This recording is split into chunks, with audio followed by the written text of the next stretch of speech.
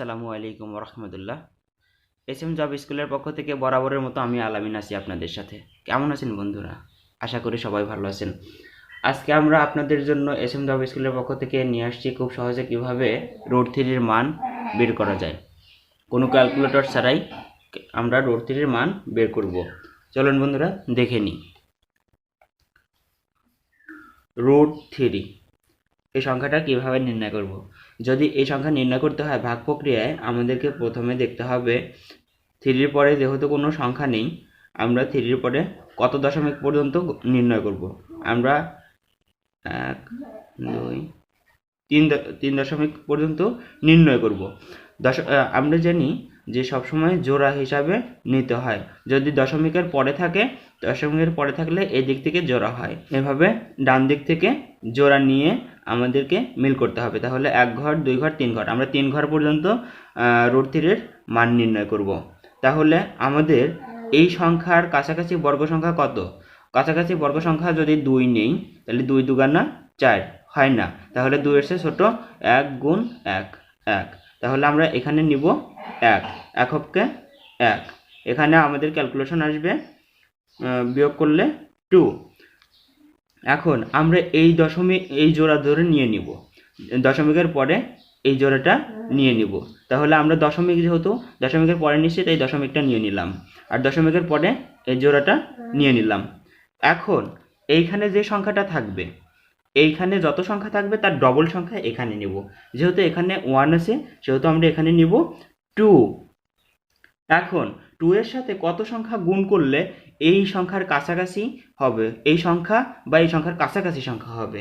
যেমন 2 এর পরে যদি আমরা 7 নেই, তাহলে 7 দিয়েই গুণ করব। আমরা 7 নিছি, তাই 7 দিয়ে গুণ করব। 7 দিয়ে গুণ করলে 189। যদি আমরা 8 দিয়ে গুণ দিই তাহলে বেশি হয়ে যায়, তাহলে আমাদের নিতে হবে 7 দিয়ে। তাহলে এখানে আমরা 7 লিখে দিব, এখানেও আমরা 7 লিখে দিব। তাহলে আমাদের আসবে কত? 189। এখন বিয়োগ করলে 11। এখন আমরা কি করব? এই জোড়া আমরা নিয়ে নিছিলাম, এখন এই জোড়াটা বাকি আছে, এই জোড়াটা নিয়ে নিব। এখন আমরা বলেছিলাম এখানে যা থাকবে তার ডবল নিব। তাহলে ডবল কত? 34। এখন 34-এর সাথে কত সংখ্যা গুণ করলে আমাদের এই সংখ্যা বা এই সংখ্যার কাছাকাছি হবে? তাহলে আমরা দেখে নিই 34। এখন এর সঙ্গে এমন একটা সংখ্যা গুণ করব যে সংখ্যাটা আমাদের এর কাছাকাছি হবে। যদি আমরা এখানে 3 গুণ করি, তাহলে 3 দিয়েই গুণ করতে হবে। যেহেতু 3 নিছি, সেহেতু আমরা 3 দিয়েই গুণ করব। 1029। 3 বার নিলে 1029। এখানে আমাদের বিয়োগফল 71 আসছে। তাহলে আমরা কি করব? এখন এই বাকি জোড়াটা নিয়ে নিব। যেহেতু আমরা 3 দশমিক নির্ণয় করব, আমাদের 2 দশমিক হয়ে গেছে, আর একটা দশমিক নির্ণয় করে নিই। আমরা যদি দশমিকের পরে 1 ঘর নির্ণয় করি তাতেও সমস্যা নেই, যদি 2 ঘর নির্ণয় করি তাতেও কোনো সমস্যা নেই, 3 ঘর পর্যন্ত নির্ণয় করলেও কোনো সমস্যা নেই। আর আপনি যদি চান আরও বেশি করতে পারেন, অ্যাজ ইউর উইশ। এখন আমরা কি করব? এই সংখ্যার ডবল সংখ্যাটা নিয়ে নেব। এই সংখ্যার ডবল সংখ্যা হবে 3 4 6। এখন এই সংখ্যার ডবল সংখ্যা যেহেতু আমরা নিয়ে নিলাম 346, এখন এর সঙ্গে কত গুণ করলে আমাদের এই সংখ্যা বা এর কাছাকাছি সংখ্যা হবে? তাহলে আমরা কি করব?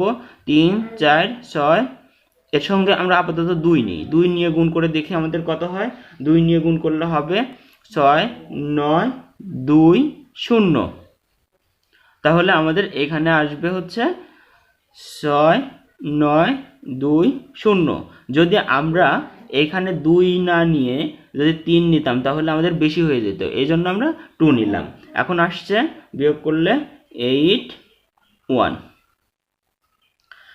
দেখেন বন্ধুরা, খুব সহজে কিভাবে আমরা রুট থ্রির মান নির্ণয় করে নিলাম কোনো ক্যালকুলেটর ছাড়া। তাহলে আমাদের অ্যান্সার আসছে কত? 1.73। এটাই আমাদের অ্যান্সার। ধন্যবাদ বন্ধুরা, আজ এরই সাথে শেষ হয়ে গেল।